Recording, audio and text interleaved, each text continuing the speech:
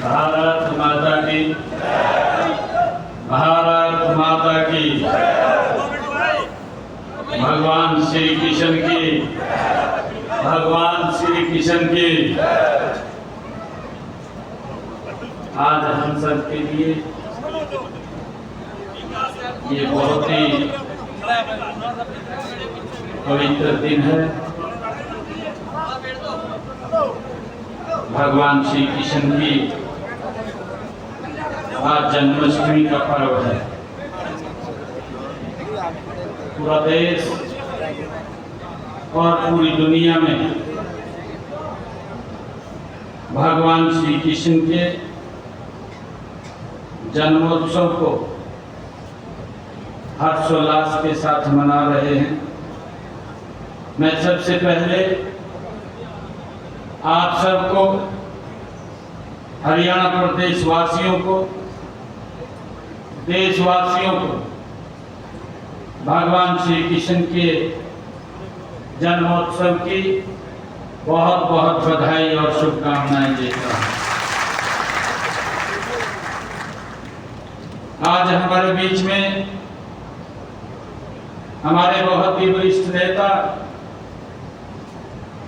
हरियाणा सरकार में कई बार मंत्री रहे,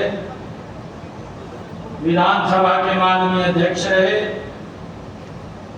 चौधरी कंवरपाल गुर्जर जी, हमारे इस क्षेत्र के नेता, पूर्व में हरियाणा सरकार में मंत्री रहे, लगातार विधायक रहे, सुभाष सुधा जी, हमारे पूर्व विधायक लीलाराम गुर्जर जी और हमारे जिला के अध्यक्ष तेजेंद्र गोल्डी जी और भारतीय जनता पार्टी के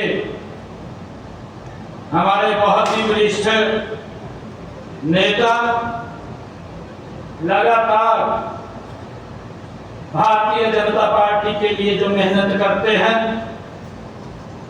चाहे जिलाध्यक्ष के रूप में या पार्टी ने अन्य कोई जिम्मेवारी दी है, उस जिम्मेवारी को 100% धरातल को उतारने का काम करते हैं और बड़ी तन्मयता से कोई भी जिम्मेवारी मिलती है, उस जिम्मेवारी को पूर्ण करने का काम अगर किसी ने किया है तो हमारे अशोक गुर्जर जी हैं, उनको भी मैं बहुत बधाई देता हूं।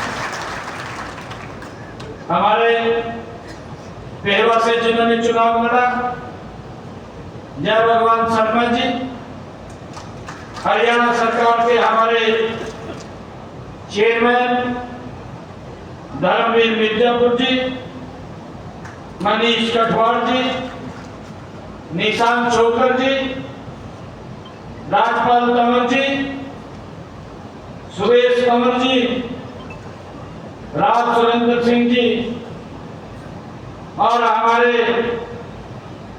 गुर्जर सभा के प्रधान, गुर्जर समाज के प्रधान, आज उन्होंने इतने भव्य कार्यक्रम का ये आयोजन किया है और पूरे क्षेत्र की यहाँ प्रमुख सरदारी उपस्थित है।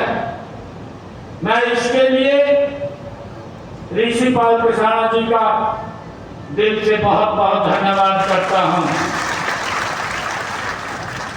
हमारे पूर्व प्रधान गुर्जर समाज ज्ञान सिंह जी, ओम प्रकाश राठी जी, अजमेर सिंह जी, नरेश कुमार जी और राजकुमार जी, हमारे गुर्जर समाज के उप प्रधान रामस्वरूप जी, जगदीश जी, हमारे गुर्जर समाज के सचिव ब्रह्मपाल जी, सह सचिव गुर्जर समाज जीत सिंह जी, सुनील जी, ज्ञान सिंह जी, रामपाल जी, लाल सिंह जी और अनिल जी और उपस्थित गुर्जर समाज की सरदारी, आज मेरे लिए ये बहुत ही परम सौभाग्य का दिन है कि आज मुझे गुर्जर धर्मशाला में भगवान श्री कृष्ण जी के जन्मोत्सव के अवसर पर आप सबके बीच में आने का मुझे अवसर मिला है।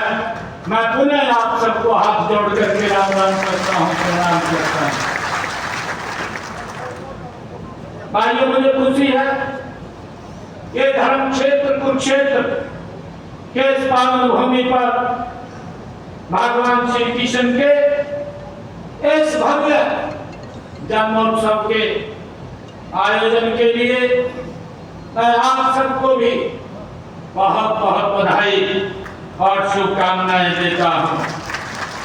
मुझे ये खुशी है कि जन्माष्टमी का यह पर्व भगवान श्री कृष्ण जी के जन्म उत्सव का तो है ही, साथ ही यह हमें गीता के उस अमर संदेश की भी याद दिलाता है जो भगवान श्री कृष्ण ने इसी पवित्र भूमि के ऊपर सर्व मानव जाति के लिए ये संदेश दिया, कर्म का संदेश दिया।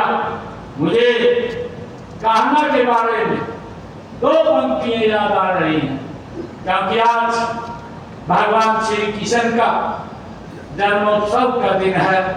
आज जन्माष्टमी का महापर्व है। मां यशोदा की गोद में चांद सा मुख चमकाए, नन्ना कन्हैया माखन चुराकर सबको नाच नचाए। सत्य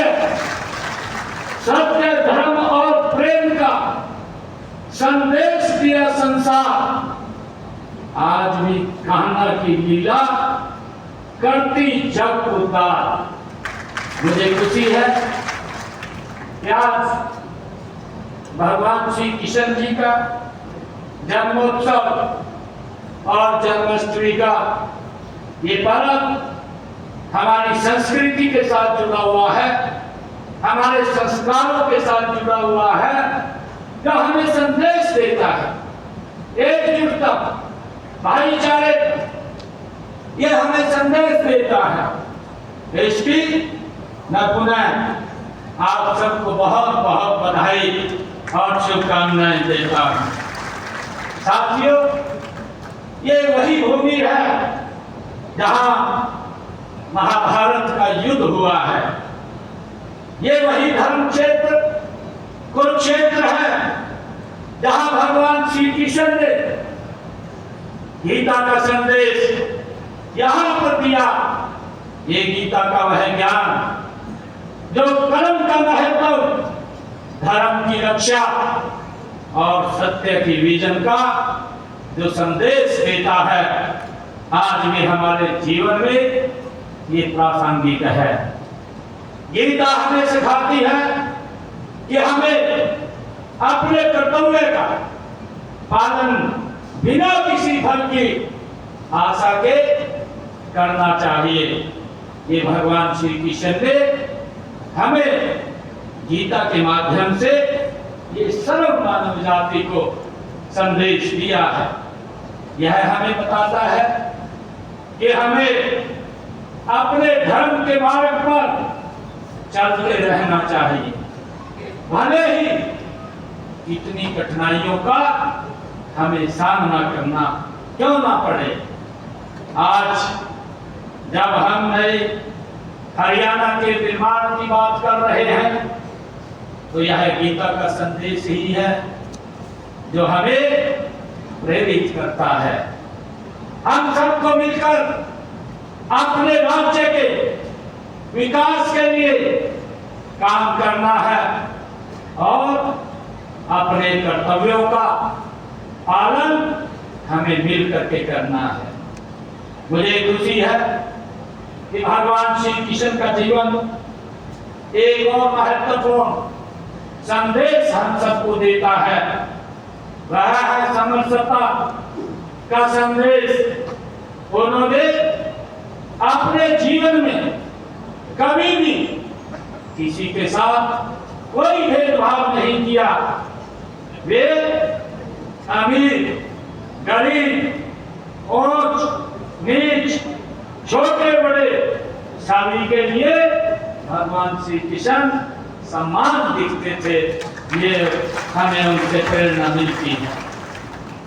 उनका यही संदेश हमें आज भी प्रेरित करता है कि हम सब मिलकर एक ऐसे समाज का निर्माण करें जहां कोई भेदभाव न हो, जहां सभी लोग एक दूसरे के साथ प्यार और सम्मान से रहें। मित्रों, आज हमारा हरियाणा ये इसी दिशा में तेजी से आगे बढ़ रहा है। हम माननीय प्रधानमंत्री आदरणीय नरेंद्र मोदी जी के कुशल नेतृत्व में सबका साथ, सबका विकास, सबका विश्वास और सबका प्रयास के सिद्धांत पर हमारी सरकार काम कर रही है। हम यह भी सुनिश्चित कर रहे हैं कि हर एक नागरिक को सरकार की योजनाओं का लाभ सीधा डायरेक्ट उसके घर तक पहुंचे, चाहे वह किसी भी धर्म का हो, किसी भी जाति का हो या किसी भी वर्ग से संबंध रखता हो। मुझे खुशी है कि आज यहाँ आने से पहले मैंने व्यालू योजना के तहत हरियाणा प्रदेश के ऐसे लोग लगभग 2222 के लिए हमारे ऐसे परिवार थे जिन्होंने अपने परिवार में किसी न किसी को खोया है, और सरकार इस योजना के माध्यम से जो भगवान श्री कृष्ण से हमें ये प्रेरणा मिलती है कि उसको सहायता करना ये सरकार का दायित्व है। और आज सुबह मैंने 78.5 करोड़ रुपया उनके खाते में पहुंचाने का काम इससे पहले किया। और मुझे खुशी है कि हमने हमेशा यह प्रयास किया है कि विकास के साथ साथ हमारी संस्कृति का भी संरक्षण हो। कुरुक्षेत्र में श्री कृष्ण महोत्सव व अंतरराष्ट्रीय गीता जयंती महोत्सव जैसे आयोजनों ने इस धारा को विश्व स्तर पर एक अलग पहचान ये कुरुक्षेत्र की दिलाई है। हम गीता के इस पावन संदेश को मानव मात्र तक पहुंचाने के लिए विदेशों में भी अंतरराष्ट्रीय गीता जयंती महोत्सव का आयोजन हम कर रहे हैं। भगवान श्री कृष्ण का गोकुल से जुड़ाव और गोपालक परंपरा हमारे गुर्जर समाज की सांस्कृतिक धरा में ये रचा बचा है। गुर्जर समुदाय ने सदैव ही अपनी संस्कृति और संस्कारों परंपराओं को सहेज कर हमेशा रखा है। गुर्जर समाज का इतिहास पराक्रम, त्याग और परिश्रम से ये भरा हुआ है। मुझे खुशी है कि आज मैं अपने परिवारजनों के बीच में आज उपस्थित हुआ है। जिस तरह श्री कृष्ण जी ने ग्वाल वालों के साथ मिलकर एकजुटता और भाईचारे का संदेश दिया, ठीक वैसे ही गुर्जर समाज ने हर दौर में एकजुट होकर समाज और राष्ट्र हित में, राष्ट्र की मजबूती के लिए, अभी मंच से हमारे प्रधान जी बोल रहे थे, वो कह रहे थे कि गुर्जर समाज ने 90% राष्ट्र हित के अंदर मतदान किया है।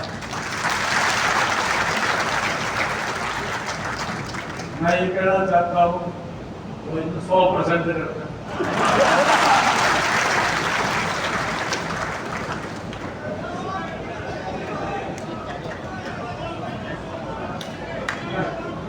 नहीं तो लाते को कमरपाल जी मेरे को कह रहे कहा मंच के ऊपर सारे कहा पूर्व बैठे यार भाई पूर्व क्यों बैठे ये आपके तो आज की बात था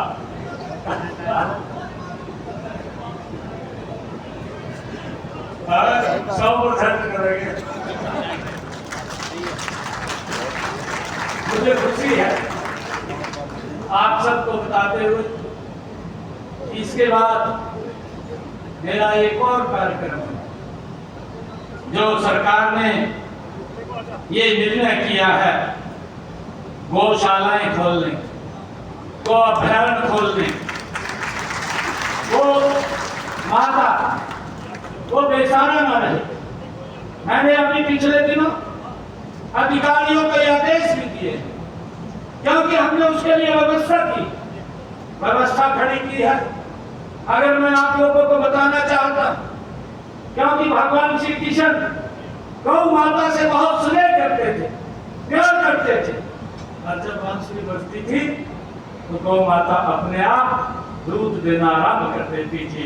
ये भगवान श्री कृष्ण की बांसुरी के अंदर था। हमने गौ माता संरक्षण और रक्षण के लिए निरंतर काम किया। हमने कड़ा कानून भी बनाया है क्योंकि आदरणीय कंवरपाल जी मंच पर बैठे हैं तब ये विधानसभा के अध्यक्ष थे।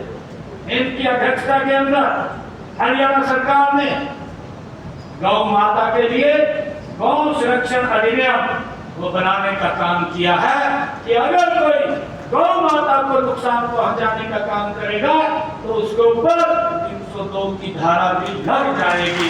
ये ऐसा कानून बनाने का काम और हमने मुझे ये भी खुशी है बताते हुए कि लगातार अगर हम ध्यान करें 2014 से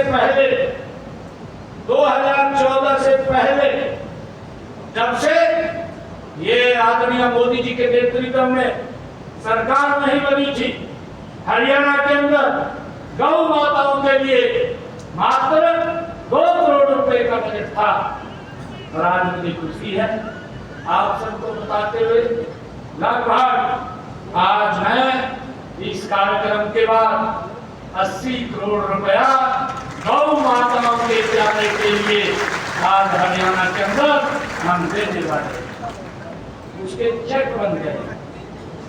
आज हर गौशाला में कार्यक्रम हो रहे हैं वो भी आज जारी हो जाएंगे।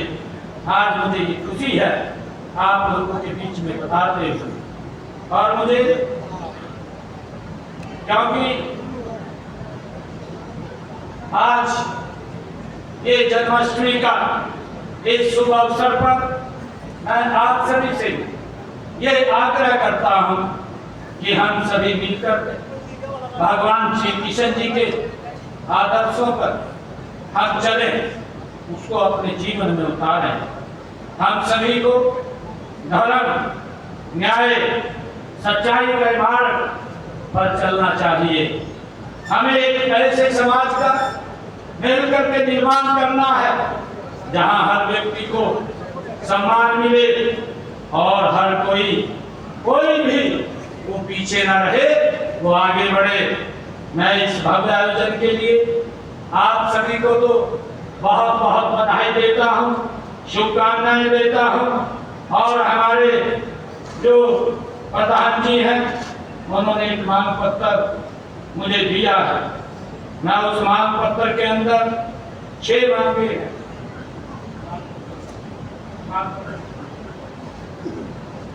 6 मांगे उसने लिखी है। सबसे पहले तो मांग लिखी आदरणीय कंवरपाल जी ने भी कहा है कि यहाँ धर्मशाला के साथ रेलवे की जमीन पड़ी। मैं स्वयं लेटर लिख करके और स्वयं रेलवे मंत्री को मिलूंगा मगर जी आपके तो ये काम धार्मिक नगरी है, बहुत सारे लोग आते हैं और बाहर दूर दराज से पूरे देश से लोग घूमने के लिए आते हैं। अगर आप अलाउ करेंगे तो वो उसको देने का काम करें धर्मशाला को, क्योंकि रेलवे के तो शायद कोई काम नहीं है। इसका भरपूर प्रयास हम स्वयं करेंगे और भी मांगे जो कही गई है, उन मांगों के अंदर जो भी मांगे हैं, जिस भी विभाग की है, उन विभागों को भेज करके उनको चेक करवा करके जो भी होने वाली मांगे हैं उनको पूरा करने का काम ये हमारी सरकार करेगी। मैं धन्यवाद देना चाहता हूँ आप सबको मैं बधाई भी देना चाहता हूँ जन्माष्टमी पर्व की। और ये सरकार भगवान श्री कृष्ण के दिखाए हुए मार्ग गति से काम कर रही है। मैं तो धन्यवाद देना चाहता हूँ क्योंकि आज एक ऐसे राजनीति के पुरोधा जिनका पूरा जीवन राजनीति के अंदर एक अलग पहचान देने का काम जिन्होंने किया है और जिन्होंने पूरा जीवन विपक्ष के अंदर रह करके जो सत्ताधारी लोग थे उनको इस बात का एहसास कराया है कि विपक्ष के अंदर अगर शालीनता होती है तो विकास किस गति से आगे बढ़ता है। परंतु मुझे ये कहते हुए कि विकास की तो दूर की बात, बड़े बड़े भ्रष्टाचार के आरोप लगे, आज ऐसे पुरोधा जिन्होंने विपक्ष के अंदर रहते हुए उस बात को मजबूती से उठाया जिसको देश के लोगों को तकलीफ होती थी, और वो बात वो उस मंच के माध्यम से सरकार के ध्यान लगाने का काम करते थे। और आज का विपक्ष जिस प्रकार की भूमिका अदा कर रहा कि अगर लोगों को फायदा हो तो उनको तकलीफ होनी शुरू हो जाए, उनको बाहर बंद हो जाए। भाइयों, ऐसे महान व्यक्तित्व अटल बिहारी वाजपेयी जी की आज पुण्यतिथि है, उनको भी हम याद कर रहे हैं। मैं अंत में इस भव्य आयोजन के लिए आप सबको बहुत बहुत बधाई देता हूँ, आप सबका धन्यवाद करता हूँ। और मैं आज यहाँ पर आया हूँ, मैं धर्मशाला में 51 लाख रुपया मैं यहाँ दे करके जाता हूँ। जन्माष्टमी महापर्व की आप सबको बहुत बहुत बधाई, आर्थिक शुभकामनाएं। इन्हीं शब्दों के साथ जय हिंद, जय भारत माँ, जय भगवान श्री कृष्ण।